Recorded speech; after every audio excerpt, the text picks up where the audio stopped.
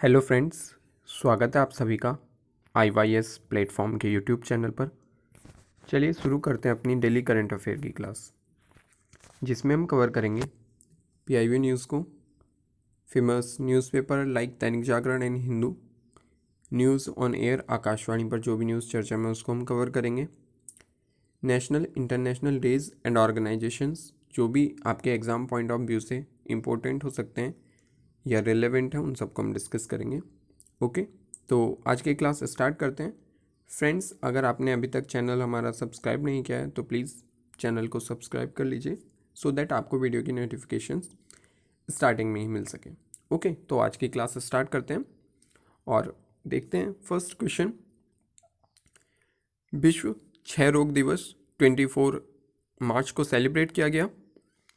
विश्व टीबी दिवस हर साल 24 मार्च को उस दिन की याद में मनाया जाता है जब 1882 में रॉबर्ट कोच ने माइकोबैक्टीरियम ट्यूबरक्लोसिस, जो कि टीबी का कारण बनता है, इसकी खोज की घोषणा की थी। यह दिवस दुनिया भर में टीबी के लोगों और इसके प्रभाव के बारे में शिक्षित करने के लिए मनाया जाता है। विश्व टीबी दिवस 2022 की theme invest to end TB save lives, okay, ये रखी गई है। तो बहुत इम्पॉर्टेंट है बिकॉज इंडिया के अंदर ट्यूबरक्लोसिस भी एक प्रॉब्लम बना हुआ है। ऑल्दो हमने पोलियो को हरा दिया है और इसके अलावा निमोनिया वगैरह भी हमारे यहाँ पर केसेस डेंगू के भी कम हो गए हैं, बट अभी भी कंसिस्टेंटली ट्यूबरक्लोसिस एक प्रॉब्लम बना हुआ है और इंडिया ने अपना टारगेट सेट किया था कि 2025 और 2030 तक इंडिया बिल्कुल फ्री हो जाएगा ट्यूबरक्लोसिस से। तो मे बी शायद इंडिया अगर उतना अच्छा करे तो शायद टीबी से हम लड़ सकते हैं, बट उस सब के लिए हमें क्या करना पड़ेगा, सबसे इम्पॉर्टेंट होता है टीबी में कि हमें मेल न्यूट्रिशंस को हराना पड़ेगा, मतलब कुपोषण को हराना पड़ेगा। हमें सबसे हेल्दियर फूड्स प्रोवाइड कराने पड़ेंगे बिकॉज ट्यूबरक्लोसिस में प्रॉब्लम आती है कि वजन वगैरह डिक्रीज़ करने लगता है, तो उसके लिए इम्पॉर्टेंट होता है कि आपको एक हेल्दी डाइट मिलती रहे। ओके, तो देखते हैं और आशा करते हैं कि भारत अपने लक्ष्य को जल्दी अचीव करेगा, ट्यूबरक्लोसिस मुक्त भारत का। ओके, चलिए नेक्स्ट न्यूज़ देखते हैं। पहली बार $400 बिलियन तक पहुंचा भारत का निर्यात। तो काफ़ी इंपॉर्टेंट न्यूज़ है ये, वेरी वेरी इंपॉर्टेंट न्यूज़ है, इसको आप याद रखिए। और वैसे भी अगर ये एग्ज़ाम में भी किसी ना आए तो आपके लिए काफ़ी इंपॉर्टेंट है, आपको पता होना चाहिए कि इंडिया ने एक्सपोर्ट इतना कर लिया है। ओके, $400 बिलियन का एक्सपोर्ट कम नहीं होता है। तो भारत ने मार्च 2022 में पहली बार 400 अरब डॉलर के माल निर्यात का लक्ष्य हासिल किया है।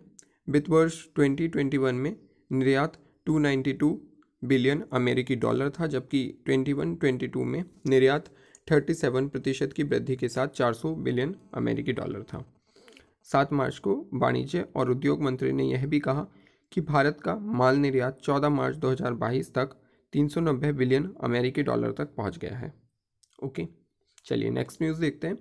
निर्यात तत्परता सूचकांक का दूसरा संस्करण लॉन्च करेगा नीति आयोग। ओके, नीति आयोग प्रतिस्पर्धात्मकता संस्थान के सहयोग से 25 मार्च 2022 को निर्यात तत्परता सूचकांक 2021 का दूसरा संस्करण जारी करेगा। निर्यात तत्परता सूचकांक सभी राज्यों और केंद्र शासित प्रदेशों को उनकी निर्यात तत्परता और प्रदर्शन के आधार पर रैंकिंग करता है। EPI 2021 4 मुख्य स्तंभों नीति, व्यापार पारिस्थितिकी तंत्र, निर्यात पारिस्थितिकी तंत्र और नियति प्रदर्शन पर आधारित है। ओके, तो काफ़ी इंपॉर्टेंट है बिकॉज नीति आयोग के जो भी इनिशिएटिव्स होते हैं वो काफ़ी इंपॉर्टेंट हो जाते हैं आपके एग्जाम पर्पज से, तो इसको आप याद रखिए। चलिए नेक्स्ट न्यूज़ देखते हैं। विक्टोरिया मेमोरियल हॉल में प्रधानमंत्री नरेंद्र मोदी जी ने किया है बिप्लोबी भारत गैलरी का उद्घाटन। अगर बात करें, प्रधानमंत्री जी ने 23 मार्च 2022 को कोलकाता के विक्टोरिया मेमोरियल हॉल में बिप्लोबी भारत गैलरी का उद्घाटन किया है। गैलरी स्वतंत्रता संग्राम में क्रांतिकारियों के योगदान और ब्रिटिश औपनिवेशिक शासन के लिए उनके सशस्त्र प्रतिरोध को प्रदर्शित करती है। इस नई गैलरी का उद्देश्य 1947 तक की घटनाओं का समग्र दृष्टिकोण प्रदान करना और क्रांतिकारियों द्वारा निभाई गई महत्वपूर्ण भूमिका को उजागर करना है। ओके, तो जो हमारे क्रांतिकारियों ने अपना बलिदान दिया था, तो उसको आज की पीढ़ी भी याद रख सके, समझ सके, तो उसके लिए इस गैलरी को इनॉग्रेट किया है। बिकॉज आपको पता होगा कि आज के टाइम पर हम देखते हैं कि लोगों के अंदर देशभक्ति की भावना कम होती जा रही है, या फिर उनके अलग थोड़े विचार उनके बहुत अलग से डिफरेंट होते जा रहे हैं। कुछ लोगों के डिफरेंट विचार ये होते हैं कि गांधी जी ने कुछ नहीं किया, कुछ लोग बोलते हैं कि सब गांधी जी ने किया, कुछ लोग कहते हैं क्रांतिकारी गलत थे। तो इस टाइप की जो आज के टाइम पर विचार मिल रहे हैं उन सबको कम करने के लिए, बिकॉज हर किसी का अपना एक योगदान था, क्रांतिकारियों का भी और अहिंसा के पुजारी गांधी जी दोनों का ही अपना अपना योगदान था, और दोनों का ही योगदान बहुत ज़रूरी था। ओके, चलिए तो नेक्स्ट न्यूज़ देखते हैं। केंद्रीय एमएसएमई मंत्री, ये आप देख सकते हो, नारायण राणे जी ने एमएसएमई के राष्ट्रीय बोर्ड की 17वीं बैठक की अध्यक्षता की। केंद्रीय एमएसएमई मंत्री श्री नारायण राणे ने 23 मार्च 2022 को आयोजित राष्ट्रीय एमएसएमई बोर्ड की 17वीं बैठक की अध्यक्षता की है। विचार विमर्श के दौरान 26 फरवरी 2018 को आयोजित राष्ट्रीय एमएसएमई बोर्ड की 16वीं बैठक के कार्य विवरण की पुष्टि भी की गई है। श्री राणे ने सदस्यों को आश्वासन दिया कि बैठक के दौरान सदस्यों द्वारा दिए गए सभी मूल्यवान सुझावों को उचित रूप से विचार किया जाएगा। तो काफ़ी इंपॉर्टेंट है। चलिए नेक्स्ट न्यूज़ देखते हैं। भारत ने किया surface to surface BrahMos supersonic cruise missile का सफल परीक्षण। वेरी वेरी इंपॉर्टेंट न्यूज़, ये आप याद रखिए जरूर।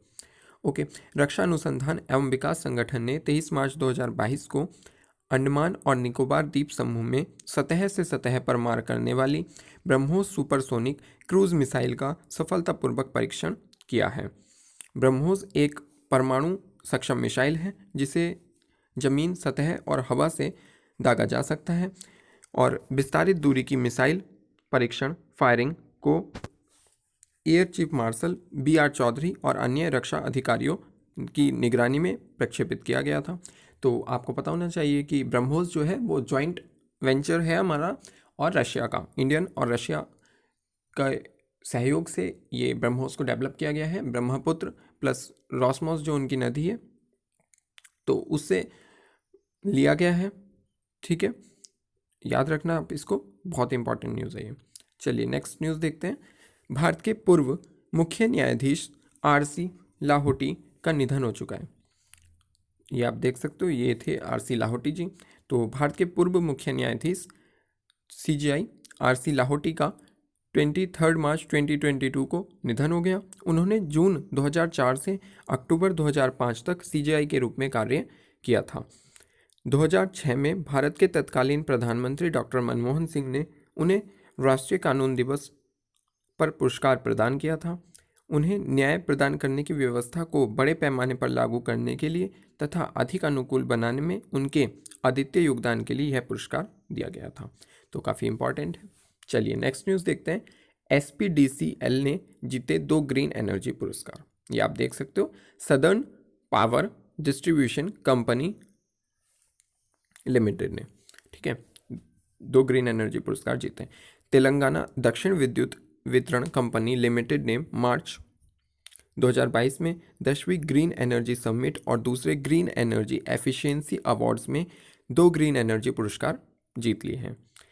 इसने टॉप डिस्कॉम रिन्यूएबल एनर्जी श्रेणी में स्वर्ण पुरस्कार जीता है और इनोवेटिव प्रोजेक्ट्स और जूरी चॉइस श्रेणी में भी ये विजेता रहा है।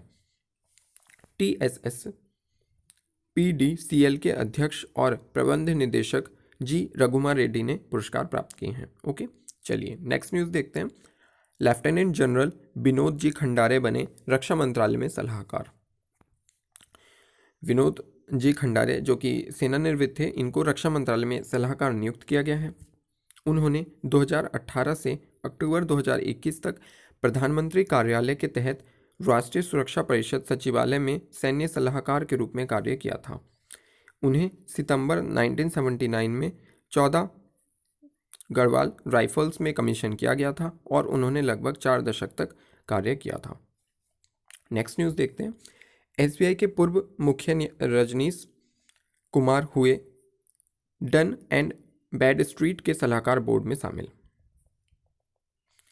भारतीय स्टेट बैंक यानी कि एसबीआई के पूर्व अध्यक्ष रजनीश कुमार 24 मार्च 2022 को डन एंड ब्रैडस्ट्रीट के अंतर्राष्ट्रीय सलाहकार बोर्ड में शामिल हो गए हैं। यह बिजनेस डिसीजनिंग डेटा और एनालिटिक्स का वैश्विक प्रदाता है। रजनीश कुमार वर्तमान में HSBC Asia Pacific, L&T, infotech, hero MotoCorp और भारत पे के बोर्ड में शामिल हैं। इससे पहले उन्हें HSBC की एशिया इकाई के लिए गैर सरकारी निदेशक भी नियुक्त किया गया था। नेक्स्ट न्यूज़, मराठी को अनिवार्य बनाने के लिए महाराष्ट्र विधानसभा ने एक विधेयक पारित किया है। आपको पता होगा कि मराठी कितनी बोली जाती है महाराष्ट्र में। तो महाराष्ट्र विधानसभा ने नगर निकायों, निगमों और स्थानीय अधिकारियों के तहत काम करने वाले अधिकारियों के लिए मराठी भाषा को अनिवार्य बनाने वाला विधेयक पारित किया है। कुछ सरकारी कार्यों के लिए स्थानीय अधिकारियों द्वारा अंग्रेजी तथा हिंदी के उपयोग की अनुमति दी गई है।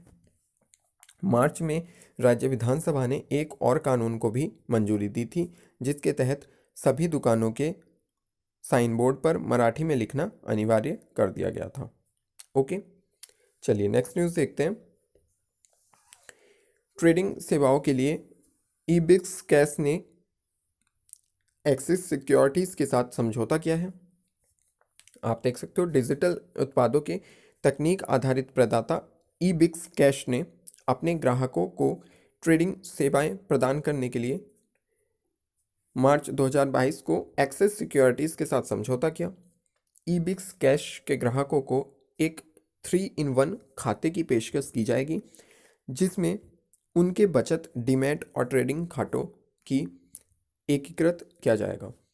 यह ईबिक्स कैश के ग्राहकों को एक्सिस सिक्योरिटीज़ के प्लेटफॉर्म का उपयोग करके शेयर और अन्य निवेश उत्पादों को खरीदने और बेचने में भी सहायता करेगा, सक्षम बनाएगा।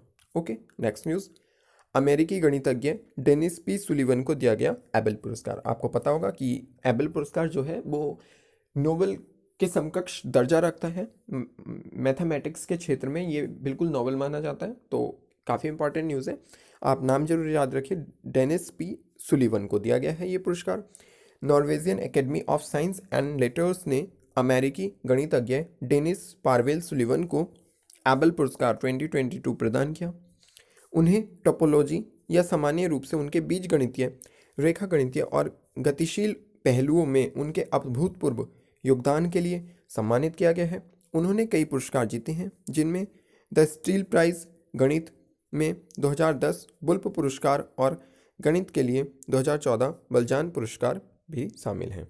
ओके, चलिए नेक्स्ट न्यूज़, पहली महिला अमेरिकी विदेश मंत्री मैडलिन अल्ब्राइट का 84 वर्ष की आयु में निधन हो चुका है। ये पहली महिला विदेश मंत्री थी अमेरिका की, मैडलिन अल्ब्राइट। तो इनका कैंसर के कारण निधन हो चुका है। अल्ब्राइट राष्ट्रपति बिल क्लिंटन के प्रशासन में प्रमुख व्यक्तित्व थी, जो अपने दूसरे कार्यकाल में देश की शीर्ष राजनयिक बनने में पहले संयुक्त राष्ट्र में अमेरिकी राजदूत के रूप में भी कार्य कर रही थी। 2012 में अल्ब्राइट को राष्ट्रपति बराक ओबामा ने स्वतंत्रता का राष्ट्रपति पदक दिया था। तो आप सोच सकते हो कि ये कितनी फेमस थी वहाँ पर और इनका कितना योगदान है। चलिए नेक्स्ट न्यूज़, MS धोनी ने छोड़ी CSK की कप्तानी, रविंद्र जडेजा करेंगे IPL 2022 में CSK का नेतृत्व। ओके, 2008 से चेन्नई सुपर किंग्स का नेतृत्व करने वाले MS धोनी ने 24 मार्च 2022 को IPL 2022 सीजन से पहले कप्तान के रूप में पद छोड़ दिया है।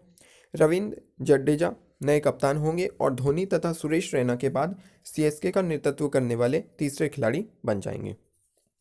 धोनी IPL इतिहास में दूसरे सबसे सफल कप्तान माने जाते हैं, जिन्होंने क्रमशः 2010, 11, 18 और 21 में 4 IPL खिताब जीते हैं। तो आप मुझे ये बताइए कमेंट सेक्शन में, प्लीज़ आप लोग मुझे ये बताइए कि जो इस बार IPL का स्पॉन्सर कर रहा है तो वो कौन है।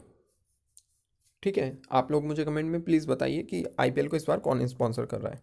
चलिए नेक्स्ट न्यूज़ देखते हैं। ICC test ranking, Jasprit Bumrah शीर्ष 5 में शामिल हो गए हैं और विराट कोहली 9वें स्थान पर पहुंच गए हैं। जसप्रीत बुमराह और दुमुथ करुणा रत्ने ने नई आईसीसी टेस्ट रैंकिंग में बड़ी उपलब्धि हासिल की है, जबकि भारत के पूर्व कप्तान विराट कोहली और ऋषभ पंत क्रम से 9वें और 10वें स्थान पर रहे हैं।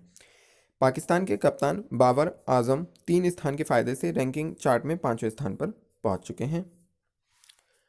और ऑलराउंडर की सूची में जडेजा फिर से हासिल कर चुके हैं शीर्ष स्थान। आप देख सकते हो कि 24 मार्च को जारी की गई ऑलराउंडरों की नवीनतम आईसीसी टेस्ट रैंकिंग में भारत के रविंद्र जडेजा ने वेस्टइंडीज के जेसन होल्डर से शीर्ष स्थान वापस हासिल कर लिया है। जडेजा श्रीलंका के खिलाफ पहले टेस्ट में नवाद 175 रन बनाकर और 9 विकेट लेकर नंबर 1 स्थान पर पहुंच चुके हैं। जडेजा के हमवतन रविचंद्रन अश्विन ऑलराउंडरों की सूची में तीसरे स्थान पर और गेंदबाजों की सूची में दूसरे स्थान पर बने हुए हैं। चलिए नेक्स्ट न्यूज देखते हैं। अविनाश सेबल ने 3000 मीटर की स्टीपल चेंज में बनाया राष्ट्रीय रिकॉर्ड। 23 मार्च 2022 को अविनाश साबले ने तिरुवनंतपुरम में भारतीय ग्रैंड प्रिक्स 2 एथलेटिक्स प्रतियोगिता में पुरुषों के 3000 मीटर स्टीपल चेंज में राष्ट्रीय रिकॉर्ड बनाया है।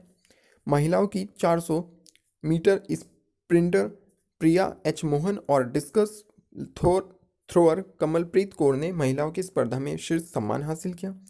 पुरुषों की ट्रिपल जंप के अब्दुल्ला अबूबकर ने स्वर्ण पदक जीता और 16.95 मीटर का व्यक्तिगत सर्वश्रेष्ठ खिताब भी जीत लिया है।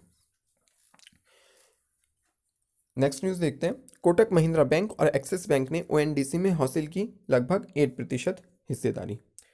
तो निजी ऋणदाताओं को कोटक महिंद्रा बैंक और एक्सिस बैंक ने ओपन नेटवर्क डिजिटल मार्केट में कॉमर्स में 10 करोड़ में 7.84% की हिस्सेदारी का अधिग्रहण किया है। ओएनडीसी को भारत में 30 दिसंबर 2021 को शामिल किया गया था और यह वस्तु और सेवाओं दोनों के लिए खुला सार्वजनिक डिजिटल बुनियादी ढांचा तैयार कर रहा है। दोनों भारतीय डिजिटल वाणिज्यिक पारिस्थितिकी तंत्र को विकसित करने और बदलने के लिए बुनियादी ढांचे के निर्माण में भाग लेंगे। Next news.